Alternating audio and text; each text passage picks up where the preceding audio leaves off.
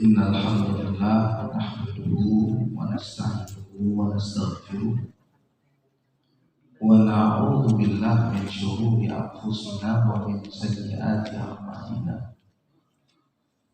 May yahdihillahu fala mudilla lahu wa may yudlilhu fala hadiya lahu. Allahumma fasholli wa sallim wa barik ala nabiyyina wa rasulina Muhammad wa ala alihi wa sahbihi wa sallim ajma'in. Bapak Ibu yang saya hormati, yang dimuliakan oleh Allah Subhanahu wa taala, di sisa-sisa umur kita, di sisa waktu kehidupan kita, mari kita saling mengingatkan untuk memperbanyak rasa syukur kita kepada Allah, karena salah satu penguatan mental, salah satu penguatan imunitas jiwa kita itu adalah menjadi hamba yang bersyukur, ya, menjadi hamba yang bersyukur dan tahu bagaimana cara bersyukur. Ya, nanti kalau kita kaitkan dengan tema putus asa, orang bersyukur itu tidak pernah putus asa. Nah, orang bersyukur itu tidak pernah pesimis menghadapi kehidupannya. Karena kalau sudah bicara syukur, berarti syukur itu disandarkan kepada Allah. Ya, syukur itu disandarkan pasti kepada yang memiliki kehidupan. Nah, yang pesimis, yang minder, yang kehilangan harapan itu adalah orang yang tidak bersyukur. Kalau orang bersyukur menyadari bahwa memang hidup ini sesaat, hidup ini sebentar, dan kita tidak bisa hidup tanpa nikmat Allah. Makanya kalau kita perbanyak syukur, kita bisa melihat bahwa hidup ini indah. Karena hanya orang bersyukur yang bisa menyadari bahwa nikmat yang diberikan Allah kepada kita jauh lebih besar daripada cobaan ujian hidup kita. Makanya tingkatkan rasa syukur kita kepada Allah. Dengan bersyukur kita akan bisa melihat dengan mata hati kita bahwa isi dari kehidupan kita ini semuanya adalah indah. Wa may yashkur fa innama yashkuru li nafsihi wa man kafara fa innallaha ghaniyyun hamid. Barang siapa yang bersyukur, sesungguhnya dia bersyukur untuk dirinya sendiri. Jadi kalau kita bersyukur, kita bahagia. Dan kalau kita bahagia, jauh dari berbagai masalah gangguan emosional. Jadi kalau bicara gangguan emosional, sedih, takut, cemas, was-was, kita bicara yang berlebihan. Orang-orang yang mengalami gangguan emosional yang berlebihan, takut, cemas, was-was, itu salah satu pintu gerbangnya itu adalah putus asa. Dan salah satu sifat orang putus asa itu karena apa? Jarang bersyukur kepada Allah. Makanya kita harus banyak bersyukur. Kita bersyukur untuk diri kita sendiri. Kalau kita tidak mau bersyukur, kita yang rugi. Kenapa? Karena Allah Maha Kaya lagi Maha Terpuji. Ini kunci hidup Bapak Ibu. Yang kedua, salam dan salawat kepada Rasulullah Sallallahu Alaihi Wasallam. Sekali kita bersalawat kepada Rasulullah SAW, 10 kesalahan kita dimaafkan, diampuni oleh Allah, dan 10 kebaikan diberikan kepada kita. Sekali kita bersalawat kepada Rasulullah SAW, 10 kali Allah Subhanahu Wa Taala bersalawat kepada kita. Maka salah satu amalan dari sekian banyak amalan itu memperbanyak salawat. Allahumma sholli ala Sayyidina Muhammad wa ala alihi wa sahbihi wa sallim ajma'in. Nggak usah dipermasalahkan mau pakai Sayyidina apa tidak. Tapi secara rasional, ya, saya manggil ke sahabat sebelah saya ini, Firman apa kabar? Firman sehat? Nggak sopan. Saya panggil apa? Pak Firman apa kabar? Kalau yang adian Bang Firman apa kabar? Kalau mau lebih santun ke Jawa-Jawaan Mas Firman apa kabar? Tapi nggak mungkin orang Makassar dipanggil Mas. Ya, kita mengucapkan salam dan salam Sayyidina Muhammad ya, kepada Tuhan kita. Ya. Ada Allahumma shalli ala habibina wa syafi'ina wa zuhrina wa maulana Muhammad wajah. Nah, intinya adalah mengucapkan salam dan salam. Nah, sebagai bentuk cinta kita, mengucapkan salam dan salawat itu paralel dengan bagaimana kita memaknai hidup kita dengan cara hidup Rasulullah. Bagaimana kita memaknai hidup kita dengan cara hidup Rasulullah, yaitu apa yang utama, akhlak yang mulia. Nah, coba kalau semua kita berakhlak dengan akhlak yang mulia, mencontoh akhlak Rasulullah SAW, gak ada juga yang sedih, gak ada juga yang cemas, gak ada juga yang depresi. Artinya tidak ada yang berputus asa. Kenapa? Karena Rasulullah SAW itu tidak mengajarkan kepada kita keputus asa.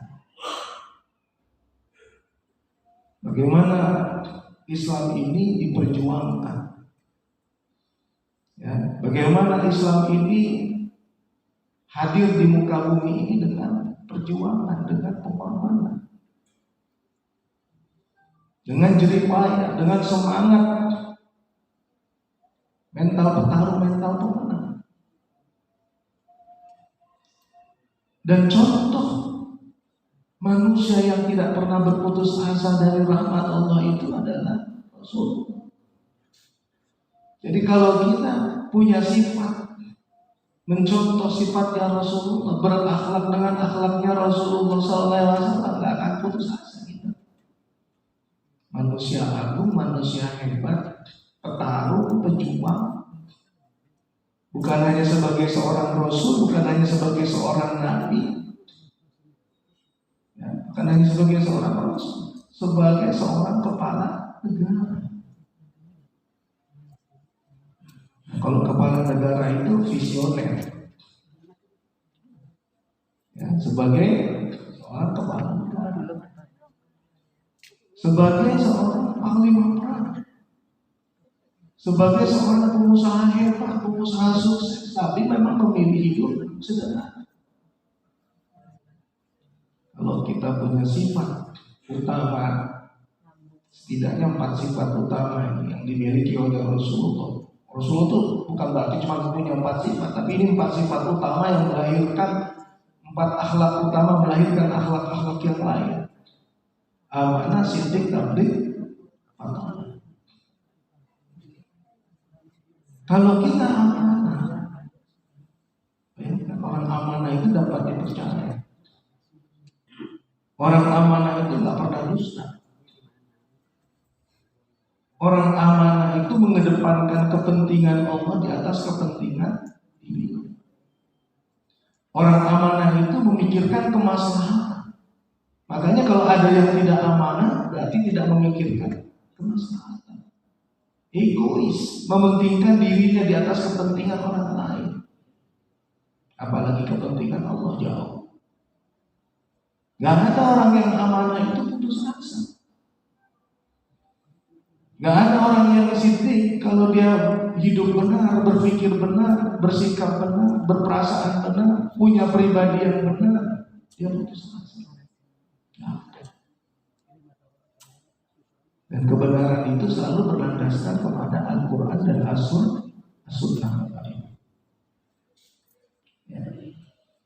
Gak ada orang kalau sudah dia punya sifat komunikatif, menyampaikan yang benar.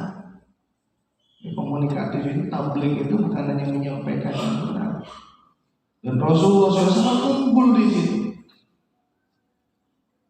memotivasi orang lain bagaimana sukses bahagia, diteladani oleh orang lain, oleh umatnya. Bagaimana hidup ini jauh dari hal-hal yang menyedihkan, mencemaskan, mengkhawatirkan.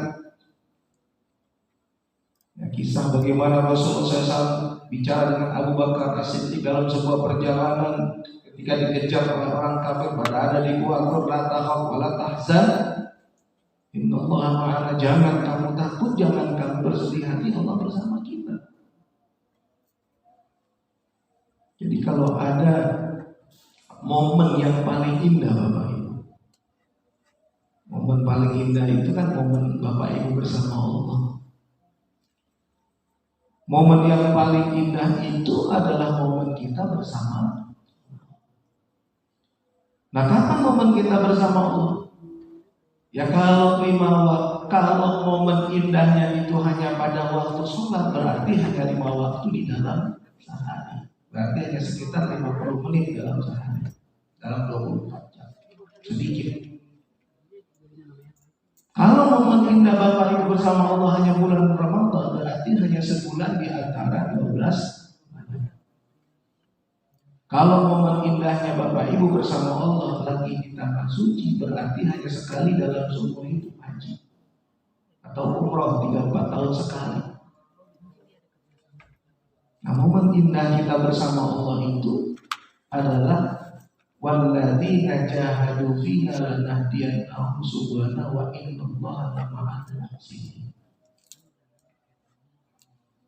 Jadi orang-orang yang berbuat ihsan, apa itu ihsan? Kata Rasulullah SAW ketika ditanya oleh Jibril alaihissalam saat Jibril menyerupai manusia, Rasulullah mengatakan anta'budallaha ka'annaka tarahu fa illam takun tarahu fa innahu yaraka. Engkau sembah Allah seakan-akan engkau melihatnya, itu namanya musyahadah. Seakan-akan menyaksikan Allah, itu namanya musyahadah. Tapi sulit. Maka yakinlah, fa illam takun tarahu fa innahu yaraka. Ketika engkau tidak sanggup melihatnya, yakinlah Allah melihatmu. Itulah ihsan. Makanya kita setiap waktu berbuat kebaikan. Pandangan Al-Quran, sholat itu bagian dari ihsan, infak sedekah itu bagian dari ihsan, berbuat baik kepada kerabat itu bagian dari ihsan, orientasi hidup akhirat itu bagian dari ihsan. Nah, maka ihsan itulah berarti momen kita indah bersama yang maha penyayang, yang maha pengasih, yang maha hebat, yang maha berkuasa, yang maha kaya. Karena kalau Bapak Ibu bersama yang maha kaya, masa putus asa? Bapak Ibu bersama yang memiliki kehidupan, masa berputus asa? Bismillah.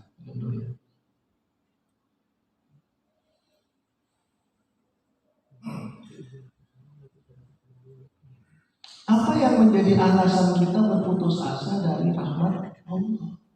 Jadi yang berputus asa dari rahmat Allah itu yang tidak bersamanya, yang tidak bersama Dia. Kalau Bapak Ibu bersama Dia di setiap waktu kehidupan, dijaga oleh yang maha kaya, dilindungi oleh yang maha hebat, yang maha berkuasa, yang maha memberi rezeki, yang maha menghidupkan, yang maha mematikan, yang maha memberi kekuasaan, yang maha mencabut kekuasaan, yang merubah malam dan siang, malam menjadi siang, siang menjadi malam. Apa yang membuat kita putus asa dari rahmat? Putus asa itu karena apa? Biasanya karena ada harapan tidak sesuai dengan kenyataan. Banyak orang ketika harapannya itu tidak sesuai dengan kenyataan, putus asa. Nah, kalau beriman, dia yakin dengan Allah, yakin dengan firman Allah. Apa kata Allah? Wa asa an takrahu syai'an wa huwa khairun lakum wa asa an tuhibbu syai'an wa huwa syarrun lakum. Makanya kunci untuk tidak berputus asa dari rahmat Allah itu adalah iman. Gak ada orang beriman itu putus asa dari rahmat Allah. Kalau dia mendapatkan kenyataan tidak sesuai dengan harapan, dia kembali kepada Al-Quran, dia kembali kepada Allah. Allah mengatakan boleh jadi kamu membenci sesuatu, padahal ada kebaikan. Ada kebaikan di dalamnya. Boleh jadi kamu tidak menyukai sesuatu, padahal tidak ada kebaikan. Makanya orang yang tidak akan pernah berputus asa dari rahmat Allah itu hanya orang beriman. Dan orang beriman itu adalah orang yang paling berprasangka baik kepada Allah. Makanya nggak boleh jadi orang yang berprasangka buruk kepada Allah. Setiap ketetapan Allah itu ada hikmah, ada pelajaran, ada nilai di dalamnya. Maka yakinilah bahwa di balik semua ketentuan Allah itu ada rahmat. Kalau kita berputus asa kadang-kadang itu antara kenyataan dengan harapan tidak sesuai. Orang yang berputus asa itu karena apa? Nah, karena apa? Yang lain. Berputus asa karena tidak punya ilmu. Udah iman tidak ada, ilmu tidak punya. Sama. Tapi kalau kita punya ilmu, kita belajar. Makanya penting tadabbur Al-Quran, penting mempelajari kehidupan Rasulullah SAW agar kita tidak lemah. Dan Allah mengatakan wala tahinu wala tahzanu wa antumul a'launa in kuntum mu'minin. Ini ilmu. Dari ilmu ini Bapak Ibu diajarkan bahwa pertahanan kita itu adalah iman kita.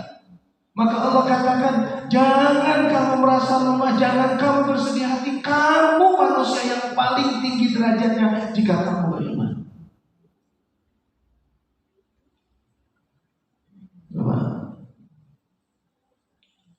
Negara-negara yang populasi masyarakatnya itu lemah iman, ya,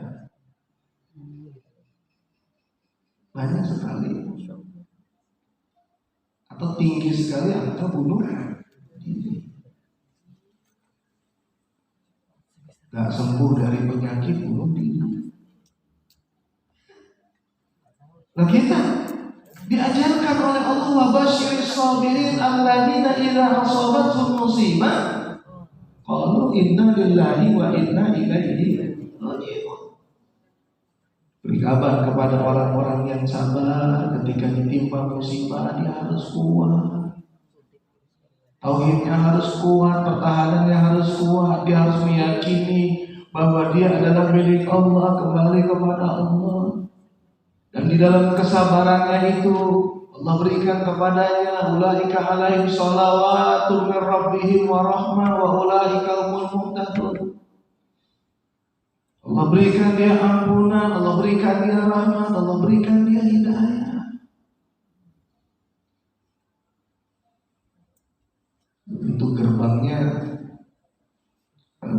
cemas, takut, was-was, kehilangan harapan, depresi. Itu pintu gerbangnya adalah putus asa. Ya. Ketika kita putus asa karena apa? Ada orang merasa dirinya berlumuran dosa, dia putus asa. Pasti Allah gak akan ampuni dosaku. Gak mungkin Allah mengampuni dosaku. Dosa gak? Makin berdosa. Kenapa? Prasangka buruk kepada Allah. Qul ya ibadiyalladzina asrafu ala anfusihim la taqnatu min rahmatillah. Innallaha yaghfiru dzunuba jami'a innahu huwal ghafurur rahim. Surat Az-Zumar ayat 53. Muhammad katakan kepada hamba-hambaku yang melampaui batas, jangan putus asa dari rahmat Allah. Jangan putus asa dari rahmat Allah. Orang-orang yang melampaui batas itu, bapak-bapak, ibu-ibu, pernah tak kita melampaui batas? Sebagai manusia pernah. Orang berdosa itu melampaui batas. Tapi ada yang sampai betul-betul melampaui batas hidupnya. Itu nggak boleh berputus asa dari rahmat Allah. Kenapa? Allah itu Maha Pengampun lagi Maha Penyayang. Qul ya ibadiyalladzina asrafu ala anfusihim la taqnatu min rahmatillah innallaha yaghfirudz dzunuba jami'a. Ada dua sifat yang disebutkan, innahu huwal ghafurur rahim. Dia Maha Pengampun lagi Maha Penyayang. Tapi harus disambung dengan surat At-Tahrim ayat 5, ya ayyuhalladzina amanu tubu ilallahi taubatan. Jangan putus asa. Oh, saya nggak putus asa. Memang saya melampaui batas, tapi nggak taubat ya. Enggak. Sambung dengan surat At-Tahrim ayat 8, ya ayyuhalladzina amanu tubu ilallahi taubatan nasuha asa rabbukum ay yukaffiru ankum sayyi'atikum wa yudkhilakum jannatin tajri min tahtiha al-anhar yauma la yuhillahu nabiyya wal ladzina amanu ma'ah. Wahai orang yang beriman, bertobatlah kamu kepada Allah dengan taubat yang sesungguhnya. Semoga Allah mengampuni dosamu dan masukkan kamu ke dalam surga pada hari di mana Allah tidak akan menghinakan Nabi Muhammad dan seluruh pengikutnya. Subhanallah. Apa alasan kita putus asa? Gak ada. Gak ada. Alasan kita untuk lemah, untuk putus asa, kehilangan harapan, gak ada. Kunci utamanya jangan prasangka buruk kepada Allah.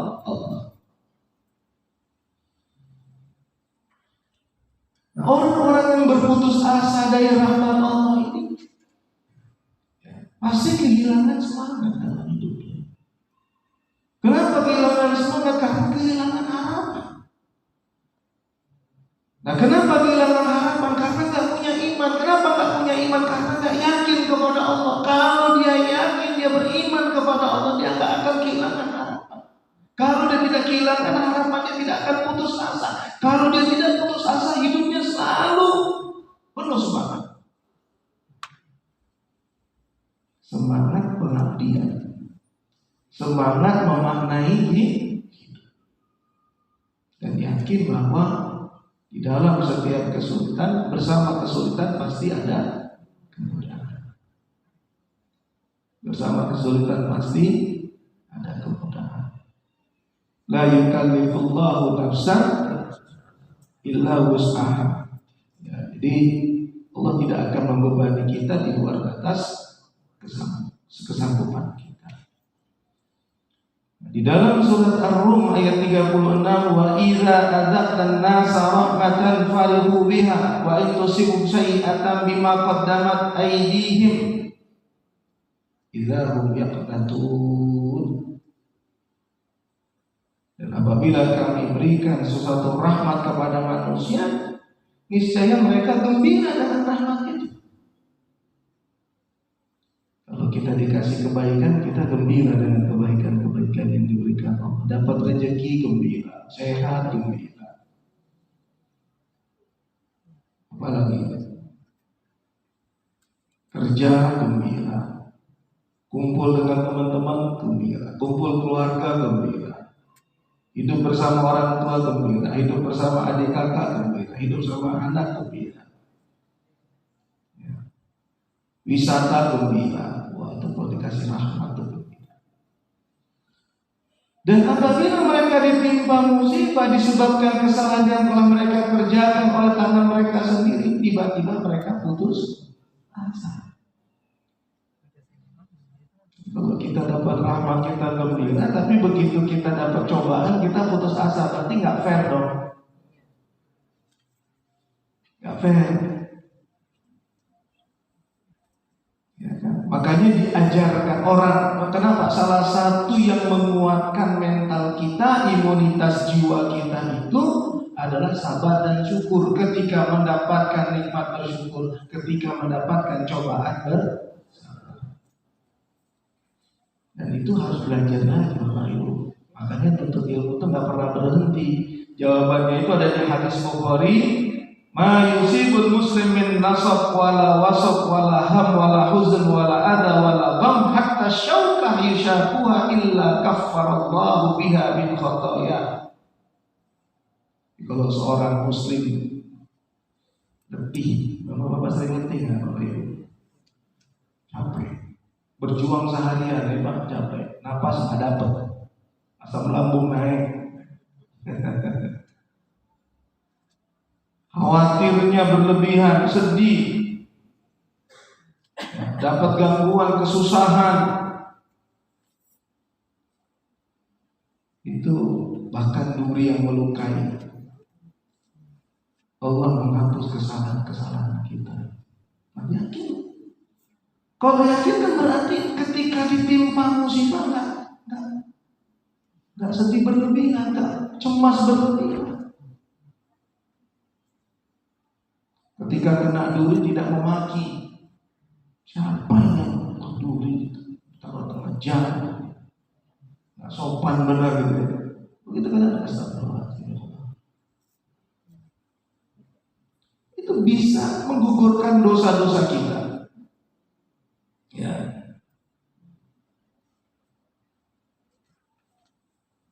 Dalam hadis Muslim, la yamutanna ahadukum illa huwa yuhsinu dzan billahi azza wa jalla. Sebaiknya kalau kita nanti pulang menghadap Allah, berpulangnya itu tidak dalam keadaan berprasangka buruk kepada Allah. Allah azza wa jalla. Diingatkan oleh Allah Subhanahu wa taala, wala tayasu min rauhillah. Inna la yai'asu min rauhillah illa al-qaumul kafirun. Jadi yang pantas putus asa dari rahmat Allah itu hanya orang kafir. Ya, orang kafir enggak kenal Allah. Kalau kita kan kenal Allah. Maaf, konsep Allah kita dengan Tuhan kita dengan Tuhan yang dipahami oleh mereka tidak sama. Tidak sama. Al-Hayyu Al-Qayyum, Al-Malik Al-Quddus, As-Salam Al-Mu'min Al-Muhaimin Al-Aziz Al-Jabbar dan seterusnya, Al-Mutakabbir Al-Khaliq dan seterusnya, tidak sama. Makanya definisi tentang Tuhan kita itu dikatakan oleh Allah, Qul huwallahu ahad. Allah itu Esa. Allahus Allah tempat meminta, bergantung. Yang Esa itu lam yalid. Lam yalid walam yulad. Artinya dia tidak berbilang. Karena kalau dia beranak, berarti ada yang beranakan. Ada yang beranakan, dia tidak berbilang. Lam yalid, tidak beranak. Walam yulad. Dan tidak diperanakan. Walam yakul lahu kufuwan ahad, dan tidak ada sekutu baginya. Nah, tidak ada sekutu bagi Allah Subhanahu wa taala. Itu kalau kita mau kenal Allah mendefinisikan apa? Allah memperkenalkan dirinya melalui surat Al-Ikhlas dan banyak surat di dalam Al-Qur'an. Walillahil asmaul husna fad'uhu biha. Allah itu punya nama-nama yang baik, berdoa dengan nama-nama itu. Nah, kalau kita berdoa kepada Allah, kenapa penting berdoa dengan nama-nama Allah? Ya Razzaq. Bisa. Yang menguasai rezeki itu Allah. Allah, yang memberi rezeki itu Allah, yang mencabut rezeki itu Allah. Panggil dia dengan nama yang baik, Ya Rahman, Ya Rahim. Ketika kita lemah, Ya Qawi Ya Matin, Ya Qawi Ya Matin, Ya Qawi Ya Matin. Ketika kita merasa penat, tertutup jalan kebaikan, perasaan kita kok susah menemukan jalan kebaikan, Ya Fattah, Ya Fattah, Ya Hayy, Ya Qayyum, Ya Dzal Jalali wal Ikram, Ya Fattah. Gak ada alasan kita putus asa, Bapak. Ya, putus asa karena dosa, bertobat. Putus asa karena hilangnya nikmat, bersabar. Ada orang yang tersesat, dia mendapatkan nikmat, tapi dia nggak bahagia. Dan dapat nikmat, tapi nggak bahagia. Banyak dapat menerima nikmat, kaya nggak bahagia. Popularitas nggak bikin dia bahagia. Popularitas nggak bikin bahagia. Kaya nggak bikin bahagia. Ada banyak. Makanya banyak orang kaya bunuh diri, banyak orang populer bunuh diri. Apalagi di Korea, artis-artis di puncak popularitas bunuh diri. Di Jepang pejabat bunuh diri, nggak bikin bahagia. Ada yang hilang, ada yang kosong, ada yang kering. Apa itu spiritualitas? Makanya kita jangan mengejar dunia. Ya, surat 40 ayat 20. Surat 20 ayat 40. Kalau kita kejar dunia, kita tak dapat akhirat. Kejar dunia, mati-matian kejar dunia, habiskan umur untuk dunia. Kan dari muda kerja sampai tua, udah rumah kerja. Bagus tak? Bagus. Yang gak bagus kalau kerjanya untuk dunia. Menghabiskan waktu kerja, tapi orientasinya akhirat. Dapat dunia, dapat akhirat. Jadi cuma perkara niat aja, meluruskan niat. Orientasi saya apa? Obsesi saya apa? Harapan saya apa? Mimpi saya apa? Itu pertanyaan yang harus hadir di benak kita. Nah, kalau yang dikejar dunia nggak dapat akhirat. Tapi kalau yang dikejar akhirat, dapat dunia, dapat akhirat. Ya, maka ditanya yang dikejar apa? Kalau yang dikejar dunia, banyak orang putus asa, banyak orang stres. Nggak jadi anggota DPR, stres. Karena niatnya apa? Saya kalau nanti jadi maju 2024, saya sudah niat ibadah, berjuang, bertaruh. Tujuannya untuk agama Allah. Berjuang, bertaruh untuk umat, untuk pendidikan, untuk keadilan. Kalau Allah katakan baik, dimudahkan jalannya oleh Allah. Kalau enggak, berjuang, kan banyak lapangan perjuangan. Itu ada urusan niat. Niatnya apa? Niatnya apa?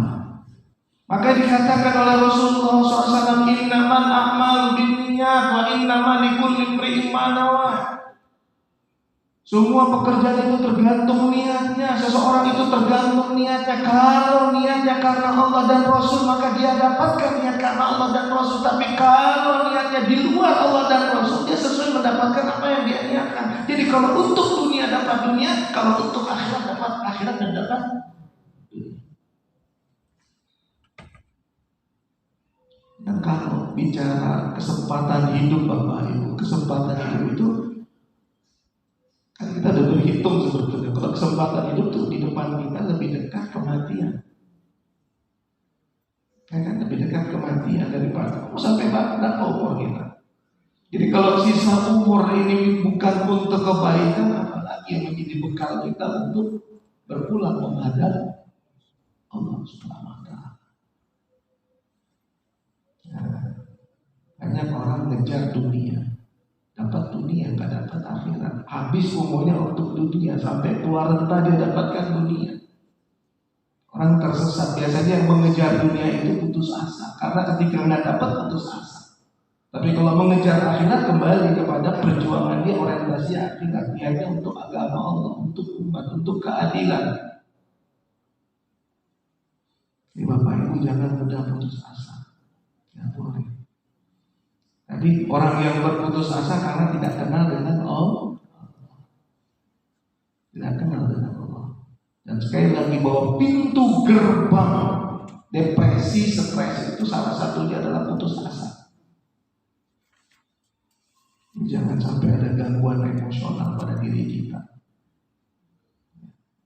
Apalagi coba? Ketika kita berjuang, merasa gak pernah terlalu mengandalkan diri kita, putus asa. Ketika gak sesuai harapan dengan kenyataan, maka tawakal kuncinya. Tawakal Allah. Tawakal seperti burung yang keluar dari sangkarnya pada pagi hari dalam keadaan lapar dan kembali ke sangkarnya pada sore hari dalam keadaan tawakal. Oke, kita nggak boleh menyandarkan dengan kemampuan kita. Kita punya kemampuan terbatas. Kekuatan kita ini terbatas. Kita nggak bisa bekerja lewat hidup lewat jam waktu kerja kita melampaui batas jadi lemah. Bisa. Yang maha kuat adalah Allah. Maka sandarkan diri kita kepada Allah. Rezeki kita bersandar kepada yang maha memberi rezeki. Dekat kepada Allah. Jangan kita jauh dari Allah. Itu penyakit yang penyakit yang berbahaya. Putus asa dari rahmat Allah itu Bapak Ibu sekalian. Nah, di ayat yang lain, sekarang surat Al-Isra, ya, ayat 83. Wa idza an'amna 'alal insani a'rada wa na'a bi janibihi. Wa idza massahu syarru kana ya'usa. Jadi kalau manusia dikasih nikmat dia berpaling dari Allah. Ada banyak orang kayak gitu. Dikasih nikmat berpaling dari Allah. Bermaksiat. Ya. Dia lupa bahwa itu bagian dari istidraj. Ya. Tapi kalau nikmatnya dicabut, dia hidupnya susah. Ini yang usah. Yang usah itu putus asa. Jadi Bapak Ibu sekalian, bagaimana agar kita tidak berputus asa? Tingkatkan iman kita. Tingkatkan keyakinan kita kepada Allah, iman kita. Karena hanya orang yang beriman yang tidak akan sedih, yang tidak akan lemah. Wala tahinu wala tahzanu wa antumul a'launa in kuntum mu'minin. Jangan kamu merasa lemah, jangan kamu bersedih hati. Kamulah manusia yang paling tinggi derajatnya jika kamu beriman.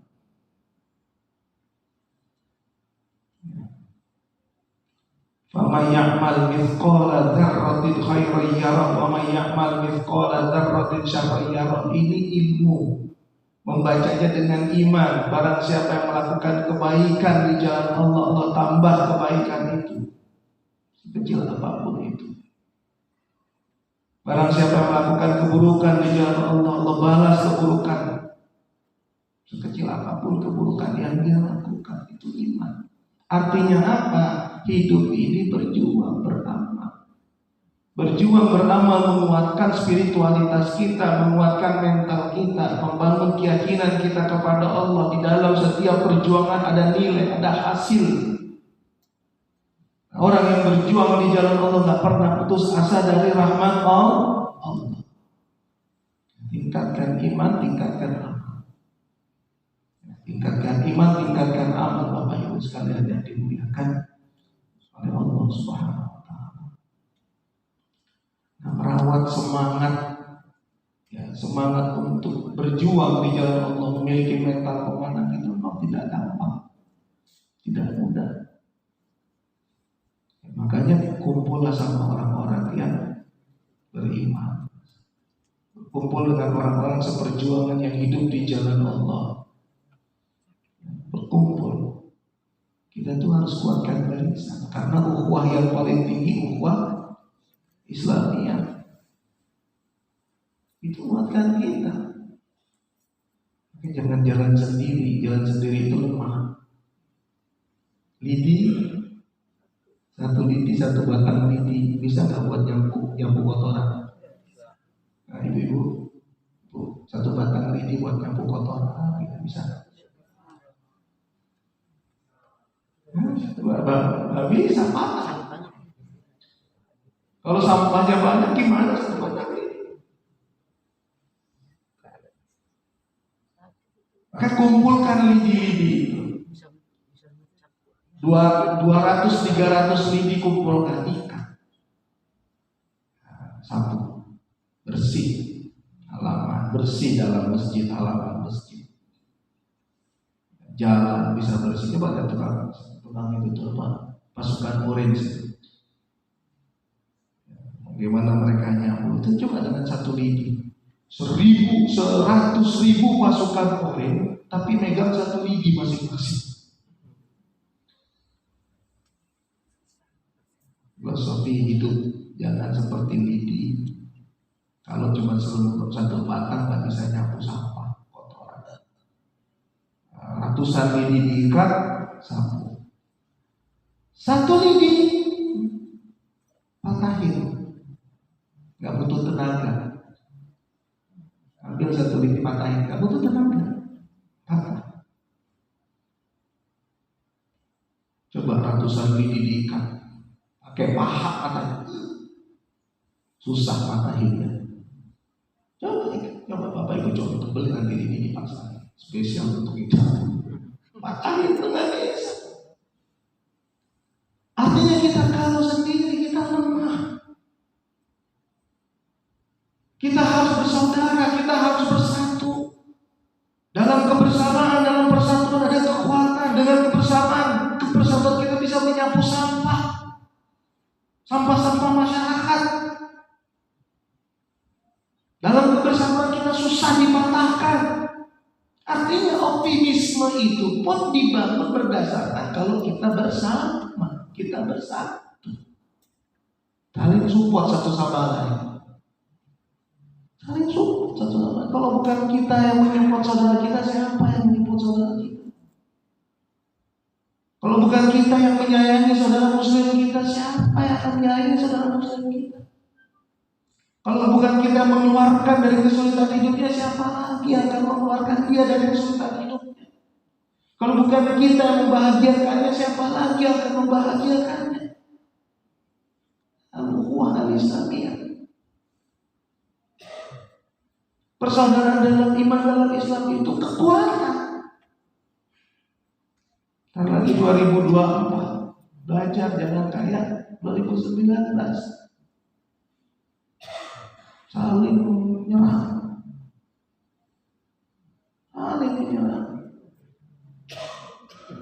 Yang diserang kampret, yang menyerang cebong. Yang diserang cebong, yang menyerang kampret. Bolak balik. Jadi nggak ada nama lain gitu. Dua-duanya sama-sama binatang. Sholat di masjid mana?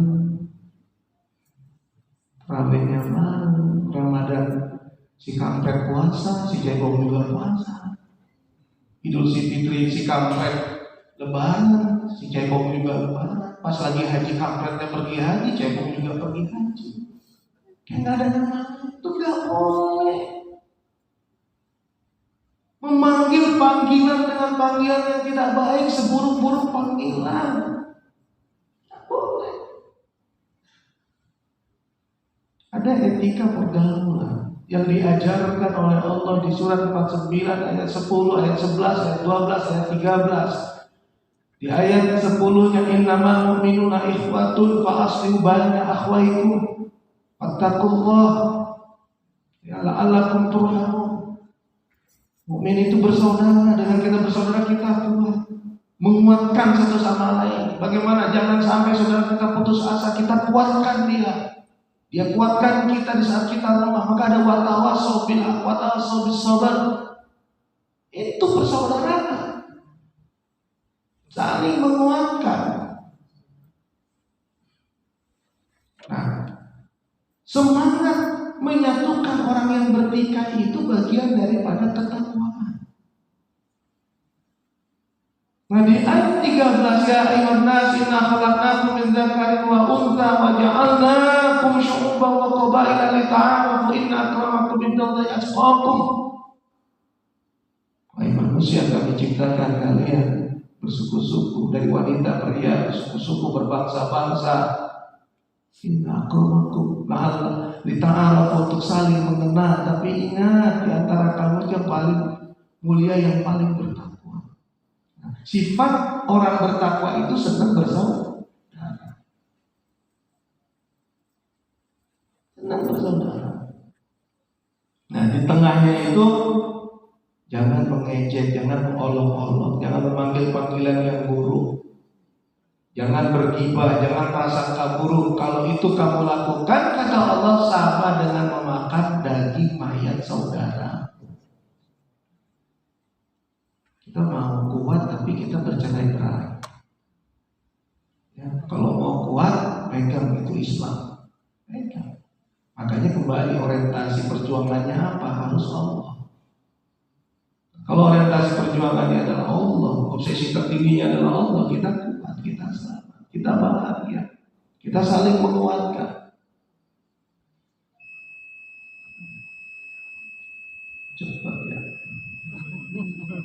Nah, Bapak Ibu sekalian yang dimuliakan oleh Allah, jangan putus asa dari rahmat.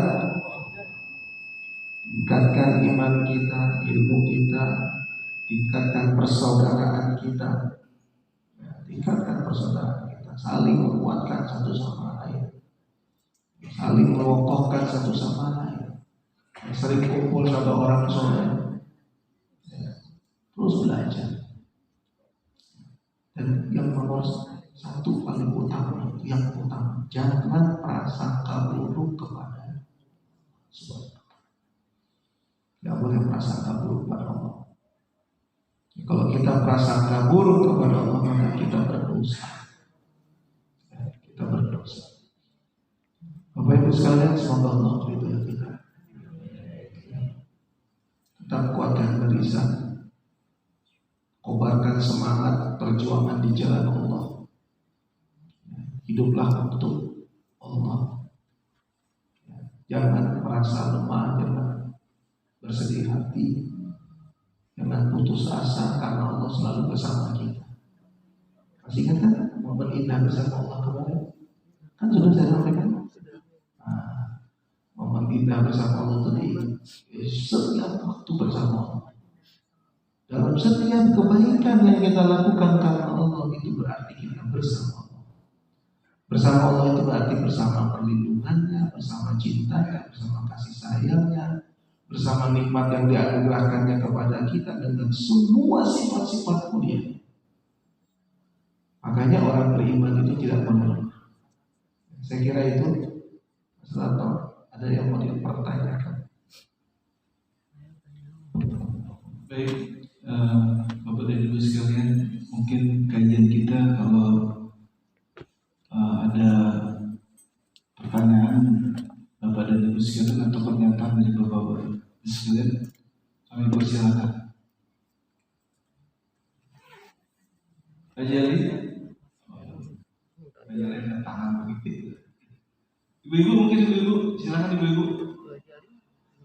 Ustaz biasanya gini nih Ustaz. Dari saya, ini kan kita kan bersyukur dalam keluarga ini. Seringkali kita bisa bersyukur, tapi istri kita atau anak kita itu bagaimana mengelola keluarga biar semuanya itu satu frekuensi. Terima kasih. Bapak Ibu sekalian, kita ini jarang punya waktu untuk keluarga.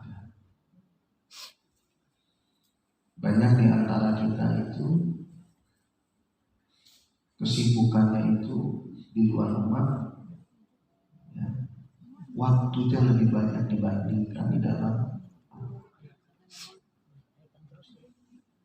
Saya menemukan banyak orang yang nggak punya waktu untuk keluar. Benar-benar nggak punya waktu untuk keluar. Padahal harta yang paling berharga itu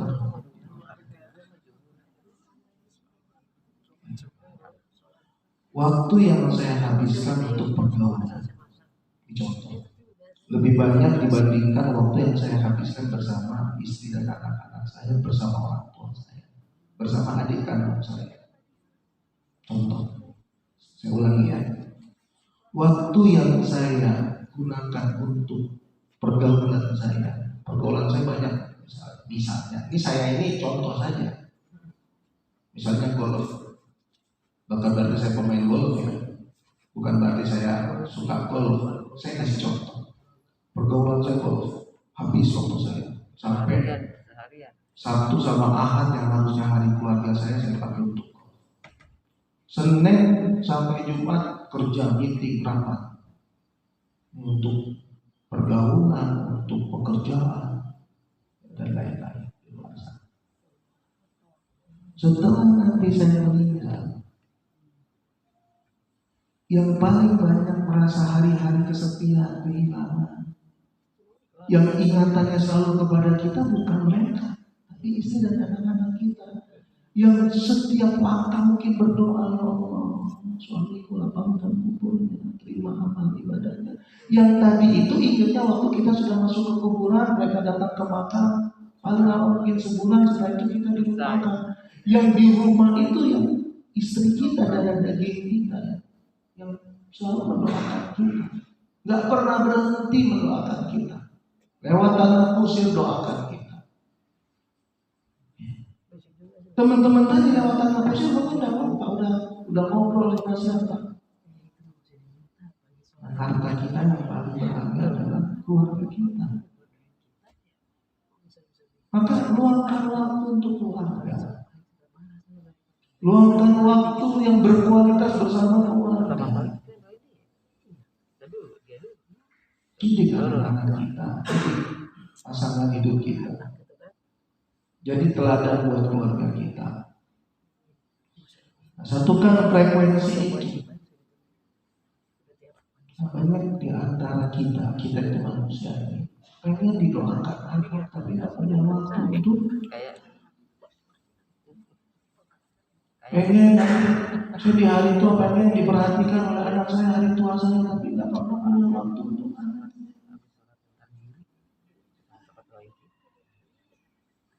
Banyak di luar sana laki-laki bukan gentleman, nggak berjuang dia menafkahi keluarganya, tapi betapa egoisnya dia mengatakan di hari tua pengen anak saya memperhatikan saya. Dia nggak punya waktu untuk anak-anak.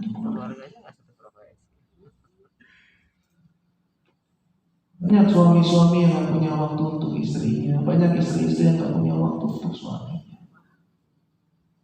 Maka penelitian mengatakan bahwa efektivitas komunikasi suami istri itu dalam sehari 24 jam itu hanya 1 jam.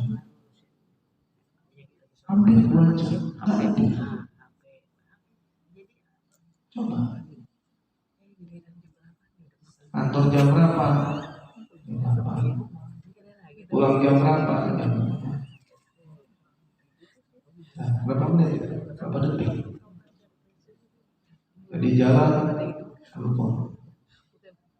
Macet nih, macet nih 5 detik. Nanti sampai kantor istri telepon, siang makan apa? Ya makan di kantor, kantinnya ada di kantor. Kamu ada di mana? Aku di pengajian. 1 menit. Dikumpul-kumpul itu waktu komunikasi suami istri itu nggak lebih dari 2 jam. Dalam 24 jam sejam. Apalagi komunikasi kita dengan anak. Ya, memang berat. Maka paling tidak kalau telepon ingatkan bersyukur, ingatkan sholat yang ngaji ya, jangan lupa ya. Jangan nanya nilai. Mata kuliahnya nilainya gimana? Kok nggak bisa? Tutup telepon. Di ujian nilainya gimana? Nilai udah ditahu. Udah sholat belum? Udah ngaji belum? Udah ngaji belum? Udah doain ayah bunda belum?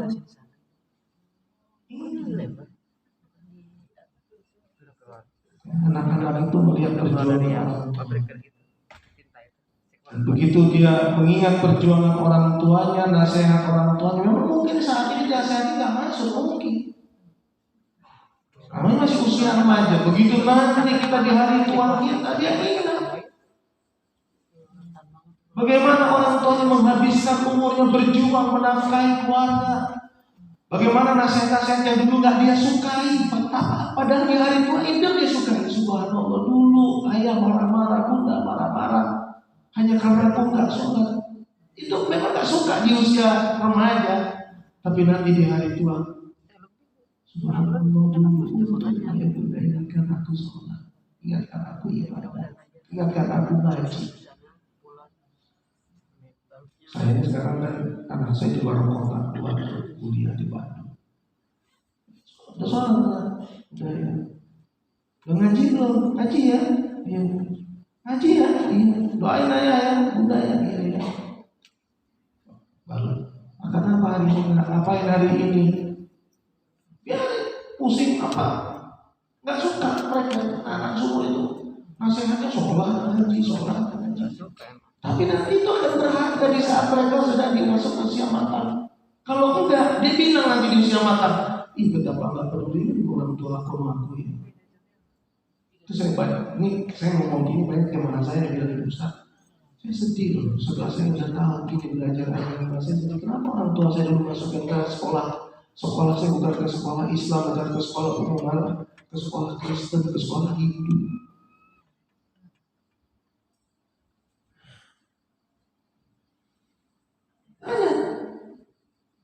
Banyak anak saya dulu nggak dinasehatin sama orang tua saya, Ustaz, untuk sholat, untuk ngaji, nggak pernah dipanggil guru ngaji, nggak pernah saya dinasehatin. Saya nggak cari Islam itu sendiri. Nah, sementara anak bapak ibu mungkin dinasehatin, ya bukan, iya bapak, ingat kau tahu sholat juga. Tapi di hari tua mereka, begitu usia matang, mereka pasti bersyukur dulu ayah bunda papa mama itu ribet, ternyata hari ini yang mendapatkan hasil. Jadi jangan bosan,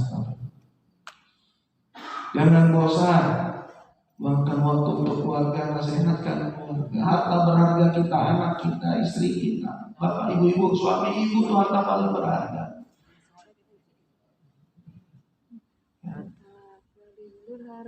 Jangan gaul lagi kita. Berharga. Saya apa ya? Silaturahim kemana-mana ya, namanya Ustaz ceramah. Waktu saya sudah habis untuk ceramah, untuk kantor, untuk pergi umroh gitu ya. Nah saya nggak punya nggak saya luangkan lagi waktu untuk yang nongkrong dan nggak punya waktu. Hari-hari nongkrong. Nah saya itu nggak punya waktu untuk itu. Karena aku takut kehilangan momen bersama anak itu, bersama keluarga, bersama orang tua saya. Saya bilang sama istri saya, ini orang tua udah 70 lebih dua-duanya bertua sama orang tua. Berapa tahun lagi waktu mereka bersama kita? Yang nggak bisa datang buka telepon, nggak punya waktu untuk bertemu telepon, nggak bisa bawa buah tangga transfer. Ingat, kalau kita kan gitu kan, lagi makan aja ingat, anak makan apa di sana kos-kosan. Lagi makan enak, ibu makan apa nih? Nah, itunya bagus. Berpikir seperti itu bagus, tapi realisasinya itu dalam kehidupan. Sudah nggak kita nafkahi orang tua kita? Sudah nggak kita berjuang buat keluarga kita? Sudah nggak kita tanamkan nilai-nilai buat keluarga kita? Banyak orang berpikir anak harus sukses, kamu harus sukses. Sukses itu apa? Sukses itu apa? Banyak anak hebat nggak kenal sama orang tua karena yang selalu dibilang sukses, harus sukses. Papa mama kamu harus sukses maunya. Nggak ada arti kesuksesan kalau nggak soleh. Kalau nggak berbakti sama orang tua. Bapak Ibu, yuk kita luangkan waktu kita keluarga. Harta yang paling berharga itu adalah keluarga. Nanti yang hari-hari mendoakan Bapak Ibu itu bukan kolega, bukan teman di luar. Yang waktu Bapak Ibu habiskan untuk mereka. Ada orang gaul aja. Padahal nanti mendoakannya waktu kan gini, pergaulan itu di luar luas ya. Luas gitu pergaulan di luar itu. Di rumah kan sepi. Yang hari-hari kesepian itu kan di rumah. Papa udah gak ada. Ya ibu udah gak ada. Masuk kamarnya cuma ngeliat bajunya, ngeliat meja kerjanya, ngeliat foto yang ada di dindingnya. Mendoakan kita itu siapa? Siapa? Buka pintu, lihat kamar, ayah udah gak ada. Buka pintu, lihat kamar, bunda udah gak ada. Mama sudah gak ada. Hari-hari itu yang melihat itu anak kita, mendoakan kita. Sementara hidup kita menghabiskan waktu untuk pergaulan. Yang dimana pergaulan itu ingat kita paling sebulan setelah kematian kita paling lama. Tadi saya bilang anak kita lewat anak kusir. Teman kita lewat anak kusir yang waktu kita habis untuk mereka belum tentu mendoakan kita. Pergaulan ikat dalam silaturahim, dalam kebaikan, dalam makna hidup. Ya. Tapi porsi waktunya nggak boleh habis di situ. Umur kita habis di situ. Padahal nanti waktu meninggal pengen didoakan senang sama istri atau istri sama suami. Karena ada ibu-ibu gaul aja, nggak punya waktu untuk keluarga, habis gaul, totalitas untuk gaul. Pakaian tuh warna-warni gaul. Berapa lemari habis buka. Ngaji bu, tapi jangan ngaji dari Senin ke Ahad. Terus untuk keluarganya kan ada. Ngaji Senin ke Ahad, untuk keluarganya nggak ada. Habis untuk keluarga. Dulu kita nggak punya anak berdoa sama Allah. Habis nikah, ya Allah karuniakan itu keturunan, ya Allah. Dikasih keturunan gak dipedulikan, gak punya waktu untuk keturunan. Ya, sebentar waktunya, hanya sebentar. Ya, sebentar, apalagi sekarang di sisa umur. Telat, enggak telat, belum terlambat. Ya, belum terlambat. Sesekali kalau anak di luar kota, Zoom. Anak udah pada gede-gede, apalagi sudah pada nikah, waktu luang untuk Zoom keluarga besar. Syukur alhamdulillah dalam kota arisan keluarga, silaturahim keluarga. Ya. Kita masuk surga pengen sama keluar. Surat 52 ayat 21, surat 40 ayat 8, surat 13 ayat 23 kepengen masuk surga sama keluarga. Ya, pengen masuk surga sama keluarga. Ya Allah, untuk keluarga. Saya kira itu cukup. Semoga semua sehat, semua bahagia, sehat cucu kita soleh-soleha. Tidak ada yang murtad. Kalau cucu keturunan sampai hari kiamat, yang ada yang murtad, yang ada yang kafir, yang ada yang musyrik, yang sedang belajar disukseskan oleh Allah dunia akhirat. Jadi anak-anak yang soleh yang sedang bekerja dimudahkan semua urusannya, tetap dalam kesolehan. Mudah keluarga kita, keluarga anak cucu keturunan kita sakinah mawaddah warahmah. Mudah-mudahan persaudaraan kita menjadi persaudaraan kebaikan dunia akhirat. Mudah-mudahan Allah berikan kita kekuatan kesehatan, dijauhkan dari berbagai cobaan yang kita tidak sanggup mengikutinya. Mudah-mudahan Allah meridhoi merahmati kita dalam perjuangan-perjuangan kita. Saya titip doa pada Bapak Ibu, kalau memang saya diizinkan oleh Allah 2024 maju DPR RI, dimudahkan jalannya, berjuang untuk umat. Ya, prinsipnya siapapun nanti presidennya, gak usah konflik. Ya, doakan saya maju DPR RI bisa berjuang untuk kita semua. Ya, kalau bukan kita siapa lagi? Kalau kita yang tidak peduli siapa lagi? Semoga dimudahkan itu oleh Allah langkah-langkah perjuangan kita niat untuk agama Allah. Mudah-mudahan Bapak Ibu juga terus berjuang sehat walafiat, dirahmati dan diridhoi Allah dalam setiap langkah-langkah kebaikan Bapak Ibu semua. Mudah-mudahan masjid ini selalu mensyiarkan syiar dakwah, ya, syiar ilmu, ya, menghidupkan agama Allah. Mudah-mudahan pengurus DKM yayasan semua diberikan kekuatan kesehatan.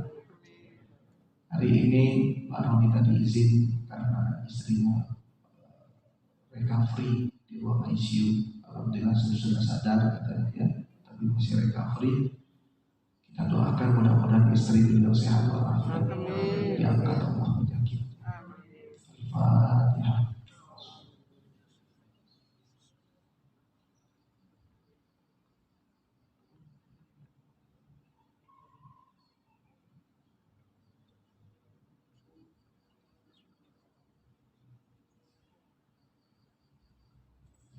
Allahumma salli ala sayyidina Muhammad wa sallim radhiyallahu anhu sahabati Rasulillah ajma'in. Alhamdulillah rabbil alamin.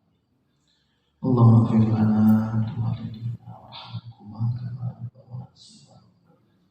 Rabbana hab lana min azwajina wa dhurriyyatina qurrata a'yun waj'alna lil muttaqina imama. Allahumma anfa'na bima 'allamtana. Allahumma anfa'na bima 'allamtana. Wa 'allimna ma yanfa'una. Warzuqna uluman tanfa'una. Rabbana atina min ladunka rahmah wa hayyi' lana min amrina rasyada. Rabbana atina fid dunya hasanah wa fil akhirati hasanah wa qina adzabannar wa qina adzabannar. Wa sallallahu ala nabiyyina Muhammad wa ala alihi wasallam ajma'in. Walhamdulillahirabbil alamin. Itu yang bisa saya sampaikan. Assalamualaikum warahmatullahi wabarakatuh.